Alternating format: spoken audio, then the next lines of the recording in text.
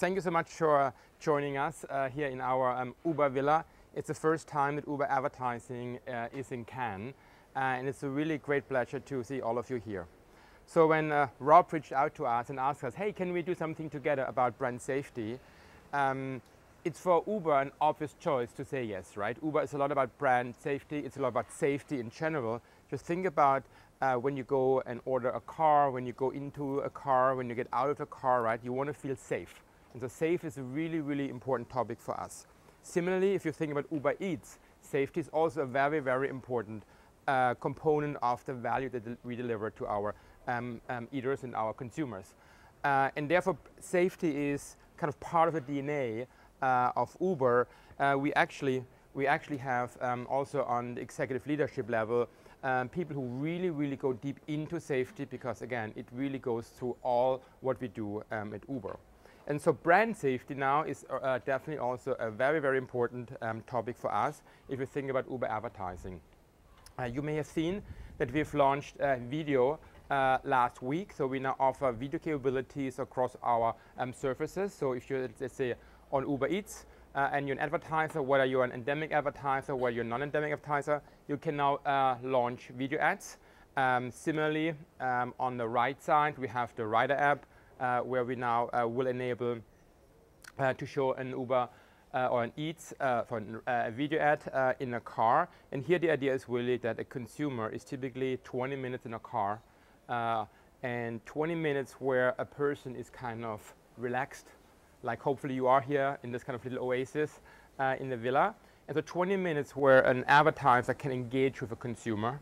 And video, I think, is a really, really perfect opportunity for us to do so. We will expand into in-car tablets, where we have bigger screens in cars. And here the idea is to really present a CTV type of opportunity to our advertisers. And again, in all of these cases, it's not only important that we do great creatives, that we do a great work on audiences. We obviously have a tremendous amount of data about our riders and our eaters, whether it's now what they eat on our platform, what they've eaten in the past, where they are, where they're going to, where they've been in the past. So it's not only about kind of first-party data, it's not only about the creative, but again, it's also really, really important about making sure that we are providing a brand-safe environment to our advertisers. And that's why, again, I'm really happy and delighted that we have this discussion here. I hope you can stay afterwards for some drinks, and you will enjoy kind of this peaceful, brand-safe environment after kind of the croissant and all the craziness. And yeah, we'll have hopefully an enjoyable conversation. Now I would like to welcome Shauna and John to talk a little more about brand safety from an advertiser perspective, right? I'm the one who is kind of selling media to advertisers. They're the ones who actually are acting as the advertiser arm of Uber. They're the ones who create all the fantastic commercials that you guys see and love. And with that, let me hand it over to, I see John is coming, and Shauna, and so they can learn a little more about what they're doing in their work. Thank you, Mark. Thank you. Hello, everyone. Thanks for being here today. My name is Shauna Derby. I lead global brand for Uber and been with Uber for coming up on 7 years now. So quite a journey of the brand, as you can imagine. And I'm so excited to be here at Cannes and talking to you all about brand safety and specifically some of the topics we're seeing on the brand side that are related to the broader topic, as you said earlier. Yes. Excuse me. So hi, I'm John. I am heading up EMEA marketing for Uber, and I've been with Uber a little less than 5 years. I'm very happy and excited to be here to talk about brand safety with you guys. Mark talked about the advertising side, but we here today we're talking about the brand side and how to build and develop the Uber brand and as marketers. And we're in Cannes, and so, you know, we're here, like I said, we're doing the news and broader topics. So the topic, you know, Uber is a technology company, but a technology company that delivers services, all kinds, transportation, delivery, all kinds of different things. Here in Cannes, everybody's talking about sustainability. How do you think about positioning sustainability, and what do you want people to know how Uber positions and thinks about sustainability as a concept? Yeah, sure. So First of all, this is very top of mind because we've already been to 2 events today alone about sustainability at Uber. So we're already warmed up, which is nice. And it's no surprise that we all know here that climate change is one of the most pressing issues of our time.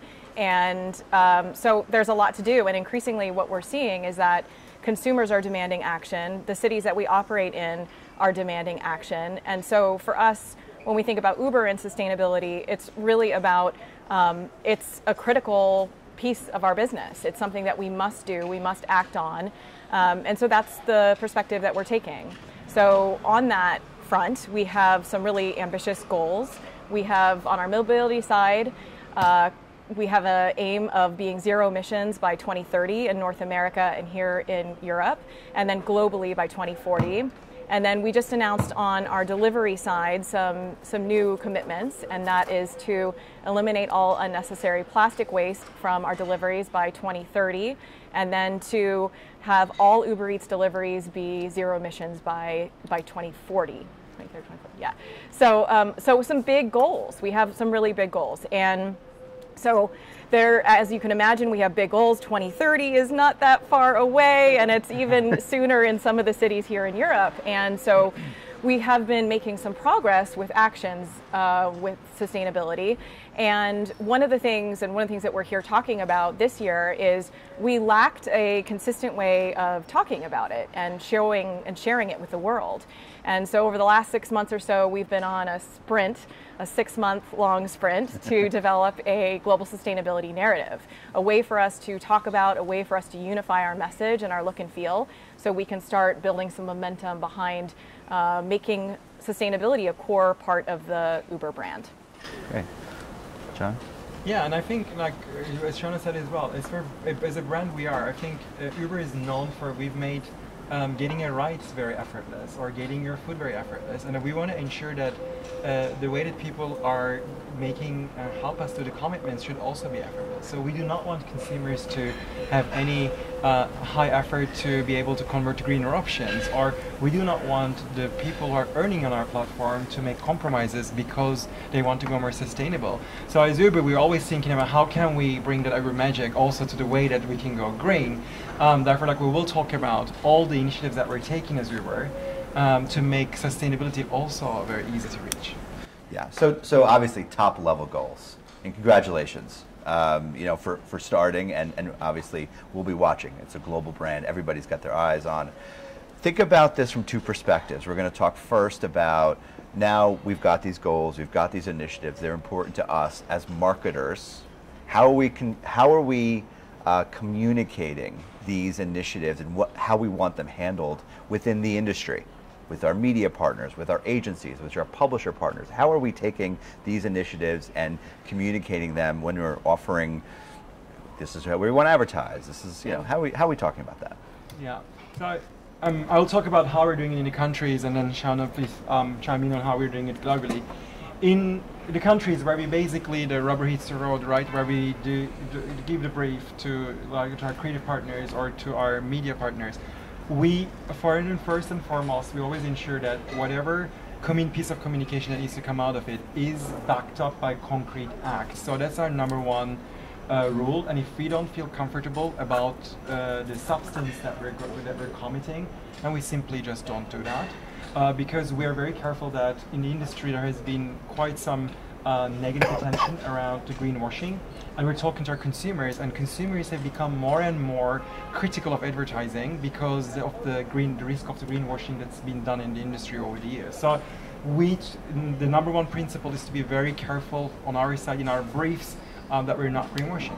And number 2 is also, acting in a way that does not contradict with our message. So, for example, very, very tactically, if we're talking about buying media with out-of-home placement, we do not want to have, papers printed or the things done in a very unsustainable way, but we looked into how can we also have media that's more sustainable, like, the panels that can charge itself back and etc. So we ensure that we walk the talk, and all the principles come through our briefs. Yeah. Yeah, and on the global central front, one of the things that, as we've been working on this process of developing our global sustainability narrative called Don't Stop Till Zero, we partnered with YouTube and Google on their creative showcase for sustainability, which is what we were talking about earlier today, and to bring to life our first global sustainability story, to begin chapter 1 of what is Uber doing with sustainability. And when we were thinking about creating that film, it was just as important what we were saying and that we got that right and that we had the actions to back it up, but also how we make it had to match. Like John was talking about, how we make it is really important. And so we've been talking about this a lot across the board in terms of how we make things. And for this particular film that we created, we partnered with Ad Net Zero and Green the Bid to make sure that we were following sustainable practices for production. And so we filmed 55 actual drivers in 11 cities in 9 countries around the world. By the way, we did this in 9 days. And we did that all without any of the Uber team flying to any of the shoots. They hired all local teams to film. And the end result is beautiful. It's amazing that we're able to get such amazing local films to shoot in so many different countries and locations. And then there were also the little details that went into it as well. So things like ordering craft meals. So everyone had a personalized meal on set instead of getting a big buffet and wasting a bunch of food. And of course, we were there talking about EVs. So thankfully, the props in our film were all EVs, and so it ended up being a very low emission shoot. So again, those principles are really important for us to make sure, as John said, that we're walking the walk. Wow, 9 days. Yeah. That sounds like one of our productions. My team laughing? They're not laughing. My team's not laughing. Team's not laughing. But staying within the industry, you know, there's a lot of media people here. How does, you know, take us behind the scenes for a minute. You're in the pitch, you're in the planning cycle, somebody recommends, and everybody, all the agencies do a great job, and the brand and the publishers do a great job. But sometimes something doesn't work, right? Yeah. How do you handle the conversation? You know, this doesn't meet our guidelines. You know, and how often does that happen? You want to just shed a light in the kind of in the media process a little? Yeah, I think, look, it's not like we've had any case that was a major off, because I'm glad that we're working with partners who do share our values and the ways of working. I think it is more that what we love to do is that we love to push our partners to think beyond the box, out of the box and beyond what we have today. And challenge ourselves. Like, I ask always the question with this brief: are we challenging ourselves, or are we just doing what we've been doing before, or what other brands have been doing? I think as Uber, we take credit from being a brand that loves innovating and being in the forefront of innovation, and we do want to bring to that space as well. And for me, media and media innovation is also one of them. And to me, to be clear also, it's not like we're asking innovation for the sake of innovation, but we want to ensure that, like, we're innovating for the good, we're changing things for the good as we're moving along. So that would be like more the push that we'd have. Thank you. Oh, sorry. Go ahead.